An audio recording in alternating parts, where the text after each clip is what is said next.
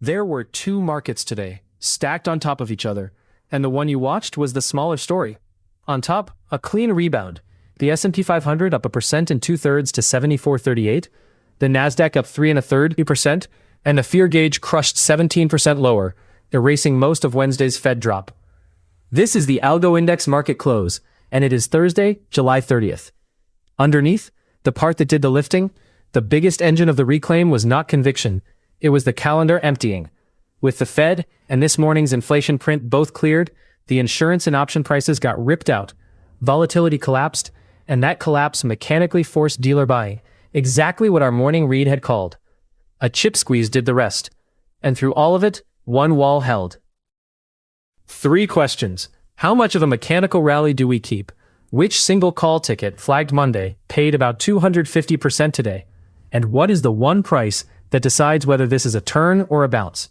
That last one is sitting a single point above the close. 3 forces, and only one was new money. First, leadership. Chips up about 9%, 2 memory names up roughly 18 and 26, and the biggest software company up about 16 on results. Its best day since 2008.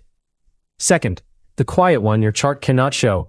With the Fed and inflation print both cleared, the volatility priced into options collapsed, up to 6 points, and that collapse mechanically forces dealers to buy, the support our morning read had flagged in advance.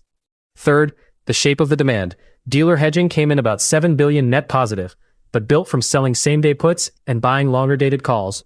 A lean forward, not a lunge, and with dealers still short gamma, the day still swung 104 basis points to get here.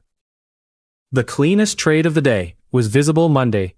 3 sessions ago, the flow data flagged roughly 10,000 September calls on the largest software company, bought to open. Today it reported and ran about 16%, twice its priced move, and with dealers short gamma, the rally fed on itself. Those calls, bought near $10, traded around 35, about 250%, on a position that sat in public data before the move, not after. 2 wins, no losses, 2 trades that came to nothing.